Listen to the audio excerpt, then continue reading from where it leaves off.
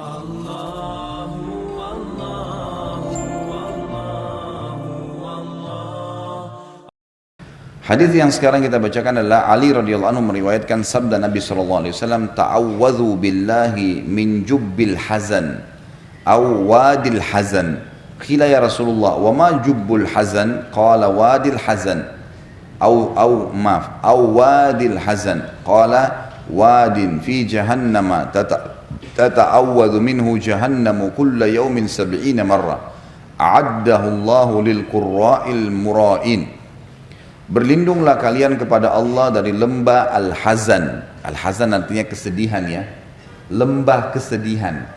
Berlindunglah kalian kepada Allah dari lembah kesedihan. Ditanya kepada Nabi SAW, "Wahai Rasulullah, apakah lembah Al-Hazan itu, lembah kesedihan itu, sehingga kami harus berlindung darinya?" Beliau menjawab, sebuah lembah di neraka Jahannam, yang neraka Jahannam sendiri berlindung darinya 70 kali setiap harinya. Ia disediakan oleh Allah untuk para pembaca Al-Quran yang riya. Pembaca Al-Quran yang riya. Saksi bahasan kita, jadi kalau saya rasionalkan begini, kalau ada di antara seseorang, bukan di sini insya Allah, punya luka di tubuhnya yang sudah borok, rusak. Misal sudah menghitam, baunya nggak enak, gatal, ya, sakit, berkumpul semua rasa-rasa di situ. Seseorang di antara kita pasti berharap hilang gitu, ya.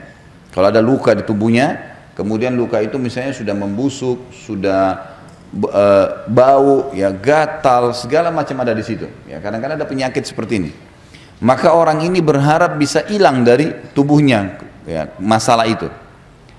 Makna ini, ya, makna contoh tadi saya kasih contoh adalah semakna dengan makna sabda Nabi SAW tadi. Jadi di neraka Jahannam ada lembah hazan, lembah kesedihan yang disiapkan untuk para pembaca Al-Quran yang riya.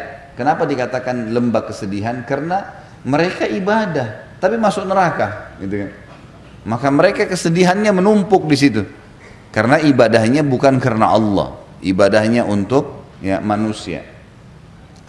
Maka kata Nabi SAW, neraka Jahannam sendiri, kayak tadi kita ibaratkan kalau manusia fisik, ya, berlindung kepada Allah 70 kali dari lembah itu. Minta supaya lembah ini tidak ada sebenarnya. Tetapi Allah sudah letakkan di situ. 70 kali neraka Jahannam minta berlindung darinya karena busuknya dan rusaknya lembah itu. Sebagian ulama menjelaskan makna daripada neraka Jahannam berlindung darinya. Kata-kata berlindung dalam bahasa Arab biasanya berlindung dari banyak hal, ya. Berlindung dari bau, dari rasa, dari, ya, interaksi, ya, dari warna, semua itu masuk di dalamnya. Berarti neraka Jahannam sendiri berlindung dari lembah ini. Tinggal kita yang titik beratkan Bapak Ibu sekalian, ternyata lembah di neraka ada dan setiap dosa akan ada siksaannya masing-masing. Tetapi dalam hadis di sini penulis khusus mengangkat tentang masalah orang yang membaca Al-Quran dan riya. Kalau misalnya orang berzina, orang pendusta, orang yang suka mengambil haknya orang lain, sudah jelas-jelas kesalahan. Kalau yang salah dihukum, wajar. Sekarang kalau orang yang beribadah, baca Al-Quran dihukum. Di sini sengaja penulis mengangkat hadis ini untuk memberikan gambaran kalau orang ibadah saja bisa seperti itu parahnya siksaannya, bagaimana dengan orang yang tidak beribadah. Dan kita ambil pelajaran juga Bapak Ibu sekalian. Ingat, tidak ada untungnya sama sekali. Enggak di dunia, enggak juga di akhirat. Kalau kita melakukan sebuah ibadah karena riya, sama sekali enggak ada untungnya. Apa manfaatnya? Apa yang antum sedang kejar? Pujian orang? Sudah pernah saya bahasakan. Pujian orang itu hanya sepanjang lidahnya. Kamu hebat ya, kamu pintar ya, kamu cantik ya, kamu gagah ya, kamu kaya ya. Apa yang kita dapatkan dari pujian itu? Tidak ada sama sekali.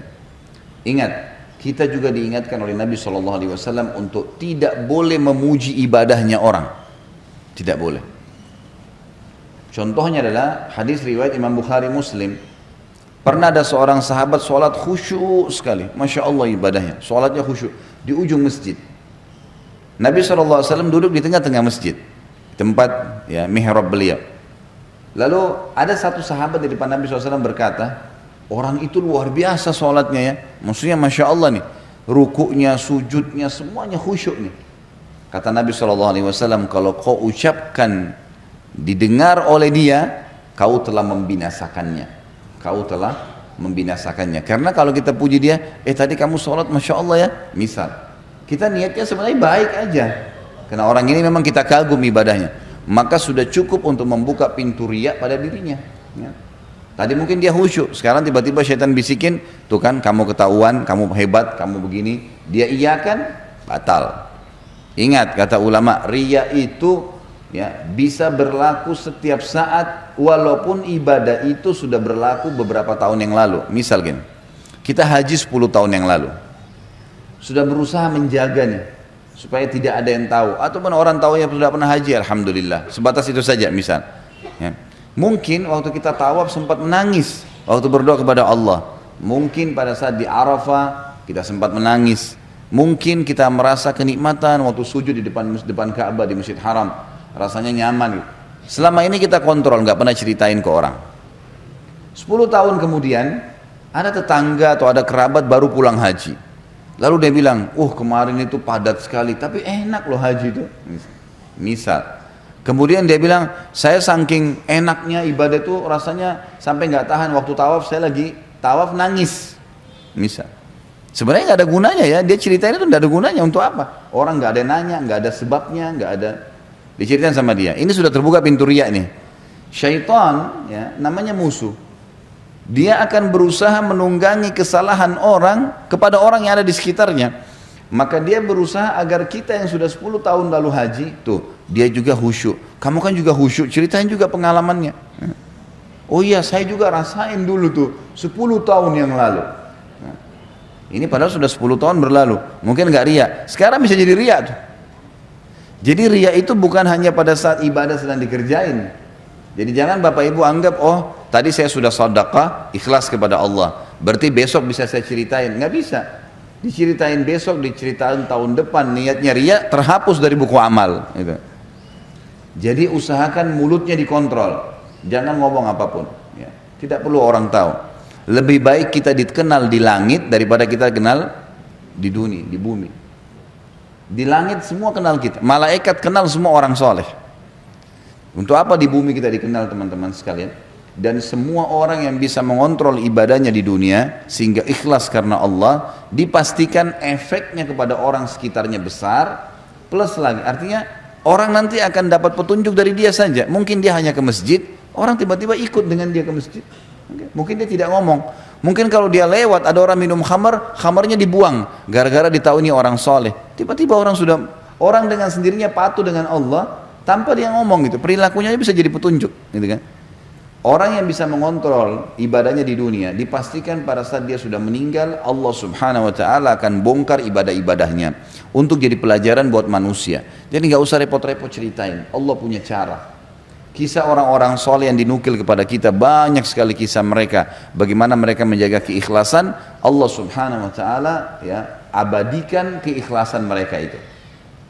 Seperti kisah Imam Malik misalnya, rahimahullah. Gurunya Imam Syafi'i yang meninggal tahun 179 Hijriah. Waktu beliau menulis buku kitab Muwatta, ya.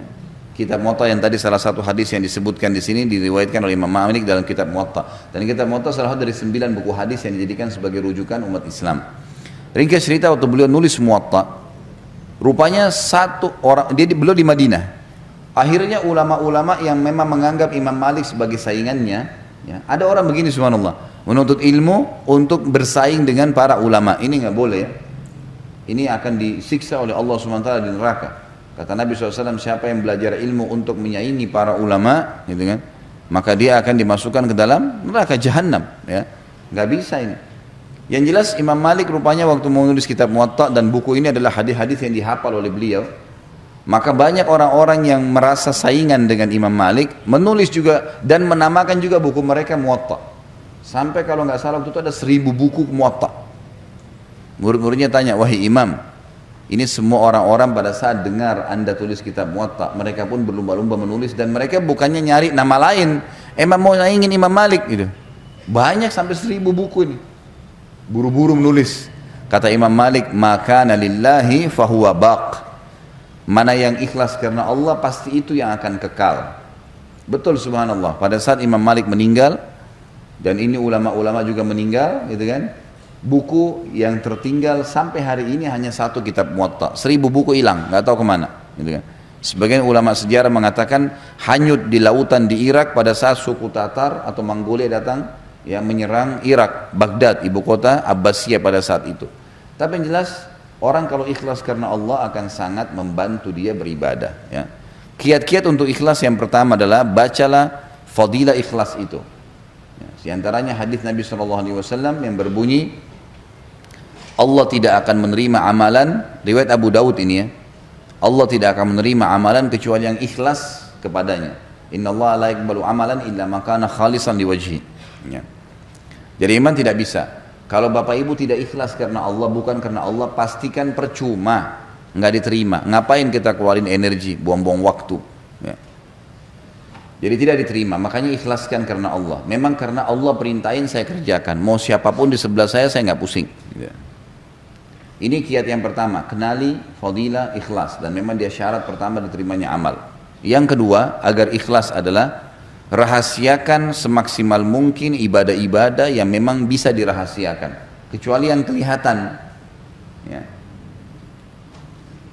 Jadi kalau misalnya kita lagi ke majelis taklim begini, emang rame-rame, orang-orang sholat Idul Adha, Idul Fitri, laki-laki sholat Jumat, sholat 5 waktu di masjid, emang harus dilihat. Atau mungkin ada tamu di rumah kita ajak, sudah azan, ibu-ibu misalnya ada tamu perempuan di rumah, udah azan bu, sholat yuk, nah, kita ajak sholat tamunya, gitu kan? Itu lain, sesuatu yang memang harus ada, tinggal kita mengontrol ya, kita mengontrol bagaimana supaya tidak riak. Jadi kalau ditawarin oleh syaitan jangan diiyakan ya. Tuh orang tahu kamu yang ajak, kamu dapat pahala, a'udzubillahi minasyaitonirrajim. Karena setiap ibadah akan tersirat riak. Nah, tapi kalau kita tidak iyakan maka tidak jadi dosa ya, tidak jadi dosa.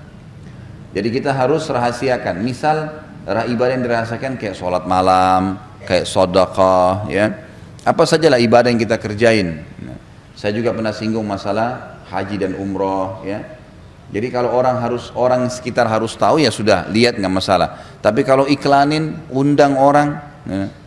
Kemudian pernah saya bilang itu orang kalau mau haji pakai, akhirnya ada istilah walima safar ya. Walima itu istilah makanan untuk pernikahan dalam agama. Tapi di Indonesia yang penting ada bahasa Arabnya ya. Walima safar, makanan ke pengantin untuk orang safar, apa hubungannya ya. Apa isinya? Iklanin kalau saya mau pergi haji ya. Untuk apa diiklanin ini? Apa manfaatnya? Pernah saya tanya, untuk apa Bapak Ibu sekalian? Ya untuk kami didoain Ustaz. Untuk apa didoain? Ya mau pergi haji itu Anda yang doain kita gitu kan. Untuk minta maaf. Untuk apa minta maaf pada saat mau pergi haji? Orang minta maaf itu setiap saat. Jangan meninggal, jangan tidur malam hari ini kecuali Anda sudah minta maaf sama semua orang yang pernah buat salah, karena kita bisa meninggal, ketemunya akhirat, bahaya gitu kan. Jadi nggak ada alasan. Maka lebih baik nggak usah. Oh nggak enak sama tetangga kalau nggak acarain seperti mereka, nggak ada ceritanya, nggak enak. Kita punya syariat, nggak boleh. Bahkan para ulama salaf dulu, mereka ada yang pergi jihad, pergi haji, pergi umrah, tidak ada yang tahu, tidak ada yang tahu. Dinukil dalam sebuah kisah, Abu Bakar radhiyallahu anhu pernah membantu seorang ibu janda, tidak ada yang tahu. Umar bin Khattab radhiyallahu anhu menceritakan, di zaman khilafahnya Abu Bakar, beliau pun punya hajat. Beliau mengatakan, saya punya hajat dengan Abu Bakar. Kemudian habis sholat duhur, ngobrol-ngobrol, saya ngobrol-ngobrol dulu dengan beberapa sahabat, ya kan? Kata Umar, nanti baru saya mau nyusul Abu Bakar ke rumah. Abu Bakar sering habis jadi imam selama khalifah pulang ke rumahnya. Maka Umar pun nyusul, pikirannya Abu Bakar di rumahnya. Abu Bakar sudah nggak ada. Kemudian Abu Umar memberikan salam dari depan rumah, Assalamualaikum warahmatullahi wabarakatuh. Dijawab oleh istrinya Abu Bakar. Ya. Lalu Umar berkata, mana Abu Bakar? Kata istrinya, Abu Bakar nggak pernah pulang di jam-jam seperti ini. Waktu seperti ini nggak pernah pulang. Dia biasanya pulangnya habis sholat asar baru pulang ke rumah. Duhur asar tuh nggak pernah gitu. Kata Umar, tapi kami menyaksikan dia selalu pulang ke rumahnya. Kata istrinya, tidak ada. Baiklah, Umar cerdas nih. Umar nggak begitu dia pulanglah ke rumahnya, sholat asar, ketemu sama Abu Bakar, nggak ditanya sama dia. Dia nggak nanya. Maghrib ketemu nggak nanya, Isya ketemu nggak nanya, subuh ketemu nggak nanya. Besok habis duhur, Abu Bakar waktu keluar dari masjid diikuti sama Umar diam-diam. Ternyata Abu Bakar jalan sampai depan rumahnya, dia lihat kiri kanan gak ada orang, terus lagi jalan lurus sampai ke ujung Madinah, jalan kaki sendirian. Sama Umar diikutin, ternyata di ujung Madinah ada satu rumah gubuk tua sekali. Abu Bakar pamit salam, terus ada seorang ibu tua jawab, lalu kemudian Abu Bakar pamit masuk ke dalam, diizinkan, masuklah ke dalam rumah tersebut. Umar menunggu di sebelah tembok rumah. Lalu Abu Bakar mengerjakanlah apa yang dia ingin kerjakan pada saat itu, kata Umar. Lalu kemudian setelah Abu Bakar pergi, saya pastikan dia sudah jauh, lalu saya ketuk rumah itu. Lalu saya berikan salam, dijawab oleh seorang nenek. Ya. Lalu saya bilang, ibu, apa ibu izinkan saya masuk? Kata ibu itu, silahkan. Ternyata Umar bilang waktu saya buka pintu, ibu itu tua, sangat tua dan buta matanya. Sendirian tinggal di rumah itu. Lalu kata Umar, wah ibu, saya boleh nanya? Dia bilang, silahkan. Siapa tadi yang datang itu? Ibu ini buta ya, ibu ini buta, tua dan sendirian. Kata ibu itu, saya nggak kenal siapa dia, karena dia nggak pernah sebut namanya. Lalu kata Umar, apa yang dia lakukan di rumah anda ini? Dia bilang setiap hari anak itu dari zaman Nabi SAW masih hidup, kan Nabi sudah meninggal, ini zaman kerajaan Abu Bakar. Dari zaman Nabi SAW masih hidup, orang ini setiap siang datang ke sini membersihin rumah saya, buatin makanan buat saya, cuciin baju saya, dan siapin pakaian yang saya pakai untuk besok, setiap hari. Tiba-tiba Umar menangis radhiyallahu anhu, dan Umar mengatakan, dengan inilah Abu Bakar mengalahkan kami. Bayangin, dari sudah puluhan tahun melakukan tidak ada yang tahu. Umar pun tahu karena ngikutin, kalau enggak tahu. Ini membantu seorang yang sangat tua, raja pada saat itu datang ke rumah ibu janda dan bersihin rumahnya, sapu-sapu dan seterusnya. Dan setelah Abu Bakar meninggal, Umar melakukan hal itu. Terus saja beliau mencari orang-orang janda-janda yang susah, dibiayai, dibantu gitu kan. Dan setiap kali selesai dia mengatakan, inilah pelajaran dari Abu Bakar, inilah pelajaran dari Abu Bakar gitu. Ini contoh-contoh, ini salah satu contoh saja bagaimana mereka bisa mengontrol dan menjaga itu. Jadi kiat yang kedua harus merahasiakannya. Renungi sebuah hadis riwayat Imam Muslim yang berbunyi, kata Nabi SAW, Inna Allah yuhibbut taqiyul ghaniyul khafi. Allah sangat cinta dengan hambanya yang taqi. Taqi itu bertakwa, diperintahin apa dikerjakan, dilarang apa ditinggalkan. Ghani, orang yang kaya dan suka bersedekah, ya. Suka membantu orang-orang susah. Dan yang ketiga khafi, suka merahasiakan ibadahnya. Allah cinta dengan orang seperti ini. Gak ada yang tahu. Ya. Sampai kata Nabi SAW, bisa saja orang-orang yang rambutnya berantakan, penuh dengan debu badannya, tapi kalau dia bersumpah atas nama Allah, Allah terima doanya. Jadi jangan pernah anggap remeh. Hasan Basri pernah mengajarkan kepada kita Bapak Ibu sekalian, waktu membahas masalah definisi tawadhu. Tawadhu itu merendah karena Allah. Karena kata Nabi SAW, man tawadhu'a lillah rafa'ahullah. Siapa yang merendah karena Allah, Allah akan tinggikan derajatnya. Lalu para ulama waktu itu di Irak ngumpul, di kota Basra ngumpul. Biasanya para ulama ini mendiskusikan tentang hal-hal yang mungkin ada masalah sedang dihadapin, atau sebuah poin mungkin bagi orang awam tidak terlalu penting, tapi bagi para ulama penting. Waktu itu mereka sedang membahas apa definisi tawadhu. Apa sih tawadhu itu? Maka para ulama masing-masing berikan definisi. Hasan Basri diam, rahimahullah. Kemudian tiba-tiba selesai semua membahas, lalu mereka mengatakan, wahai Imam Hasan Basri, apa pendapat anda tentang masalah ini? Kata Hasan Basri, kalian sudah terlalu banyak ngomong gitu, sudah banyak definisi, tapi kalau kalian mau tangkap dari saya, ambil dari saya, maka ketahuilah tawadhu adalah jangan kau lihat muslim siapapun di depan mata kamu, bagaimanapun jenjang sosialnya, ekonominya, fisiknya, kecuali kau mengatakan pada dirimu, dia lebih baik daripada saya. Maka secara otomatis kita akan merendah, dan merendah ini akan membawa kepada ikhlas, tidak akan riak, gitu kan? Biasanya orang riak karena dia merasa lebih hebat dari orang lain, maka dia menceritakanlah, gitu kan? Maka ini ada hubungannya. Bagaimana kita merendah, jangan sampai kita menganggap kita lebih baik daripada orang lain. Dan ini masuk dalam poin ketiga. Untuk ikhlas adalah seseorang selalu merendah, merasa dirinya kurang dibandingkan orang lain dari sisi ibadah. Kata Umar radhiyallahu anhu, kalau seandainya kau melihat seseorang yang lebih tua, maka katakanlah orang ini lebih dulu hidup dari saya, maka amalnya lebih banyak. Dan kalau kau lihat orang yang lebih muda, maka katakanlah anak orang ini masih lebih muda, dosanya masih lebih sedikit daripada saya. Otomatis kita tidak akan merasa lebih dari orang lain. Orang lebih tua, kita merasa bahwasanya orang ini lebih dulu hidup, berarti lebih banyak amalnya. Yang lebih muda, berarti lebih sedikit dosanya daripada saya. Sehingga kita terus merendah. Makanya kiat ikhlas juga ini adalah merendah, tawadhu. Kita harus merendah, jangan merasa lebih hebat dari orang lain.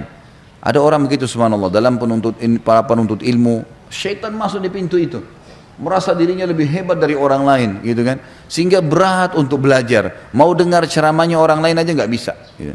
Subhanallah, saya lihat sendiri guru-guru kami dulu di Madinah, sampai saya ambil pelajaran dari mereka. Ada satu syekh dulu namanya Syekh Atiyah, salah satu ulama Masjid Nabawi sudah meninggal rahimahullah. Beliau terkenal sekali dengan pemahaman fikihnya. Jadi kadang-kadang teman-teman mahasiswa ini pada ngumpul di majelis itu. Gitu. Kalau kami lagi duduk, kami lihat sendiri tuh. Ada syekh-syekh sudah doktor ya, sudah ngajar, sudah dosen, bisa dikatakan guru besar di kampus, duduk dalam majelis bersama kami. Duduk belajar. Mereka tidak merasa malu duduk bersebelahan dengan muridnya, kalau memang dianggap itu manfaat. Jadi luar biasa gitu. Mereka merendah ya, mereka merendah. Maka ini poin yang juga ya, harus dijaga. Jadi kita sembunyikan, yang kedua dan yang ketiga kita merendah. Sehingga kita selalu terkontrol, tidak merasa lebih dari orang lain. Yang keempat, kontrol lidah, lisan. Kontrol lisan. Setiap mau ngomong, berhentiin. Gak usah ngomong. Apapun, pokoknya berhubungan dengan ibadah jangan ceritain. Jangan ceritain. Kecuali memang dalam keadaan-keadaan di mana kita pastikan tidak terbuka celah. Misal, Bapak Ibu mau ceritain ke anak-anak, ya, anak-anak biasanya tidak jauh sekali kita dari riya, gitu kan.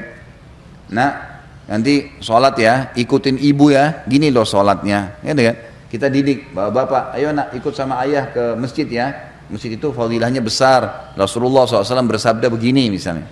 Maka kita dalam menghadapi anak kita nggak ada riyanya, ya nggak, bisa ngontrol kan, otomatis ya. Atau kita menasehatin orang tua kita, saudara kita, agar dia meninggalkan satu perbuatan salah. Saya yakin kita bisa mengontrol itu. Nah, kontrolan ini harus bisa kita milikin nih, gitu kan.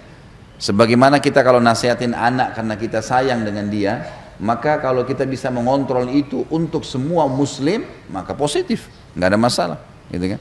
Karena ada memang firman Allah Subhanahu wa taala, fa amma bi ni'mati rabbika fahaddits. Kalau nikmat Tuhanmu boleh kamu bahasakan, hai Muhammad, Nabi Muhammad SAW. Ulama tafsir mengatakan kalau ada seseorang yang kalau dia sampaikan pengalaman dia bisa memberikan manfaat dan dia bisa mengontrol riya, tidak masuk dalam riya yang dilarang. Tapi ini memang butuh ilmu iman yang kuat ya. Dia bisa memberikan gambaran-gambaran pengalaman-pengalaman dia yang memang tidak diikuti oleh riya. Jadi jangan juga Bapak Ibu langsung menvonis kalau ada orang yang menceritakan pengalaman dia lalu dianggap orang ini berarti buruk. Enggak. Bisa saja mungkin dia sudah sampai pada level itu. Memang dia bisa mengontrol sebagaimana dia nasihatin anaknya, gitu kan. Misal di kota Jakarta ini tidak ada yang ikut jihad. Sementara jihad sekarang sedang terjadi. Lalu dia sudah ikut, dia punya pengalaman, lalu dia membicarakan, ini jihad itu begini loh, saya hadir ke sana, saya rasakan begini-begini. Untuk motivasi orang dan dia tahu dia tidak, memang betul-betul ikhlas agar umat Islam ini ayo bergerak, misal, gitu kan. Maka itu tidak ada masalah. Sama halnya juga kata ulama, orang kalau menyampaikan program-program, ya, seperti sering saya bahasakan setelah mengambil fatwa ulama tentang bolehnya menyampaikan program. Kayak saya sering sampaikan, ini ada program sosial Bapak Ibu sekalian seperti ini, seperti ini, seperti ini. Kalau kita nggak sampaikan orang nggak ngerti, gitu kan. Maka harus disampaikan. Teman-teman yang minggu lalu waktu datang teman-teman dari yang mengantar bantuan ke Syria, memang mereka pengalaman di lapangan, mereka harus sampaikan, memang kami buka sekolah tahfidz Quran, kami membuka pabrik-pabrik roti buat memberikan makan ke orang-orang, dan harus diceritain untuk orang jadi tahu supaya memang mereka termotivasi mengerjakan ibadah itu. Tapi kalau dia juga menceritakan itu karena dia ingin dipuji, ya sama, berarti masuk dalam bab riya. Baik. Itu saya tambahkan karena memang ada disebutkan di sini tentang qurra'ul mura'in, ya. Orang-orang yang baca Quran karena riya. Tentu ini contoh, maka semua juga masuk dalamnya seperti sholat karena riya, sedekah karena riya, dan seterusnya.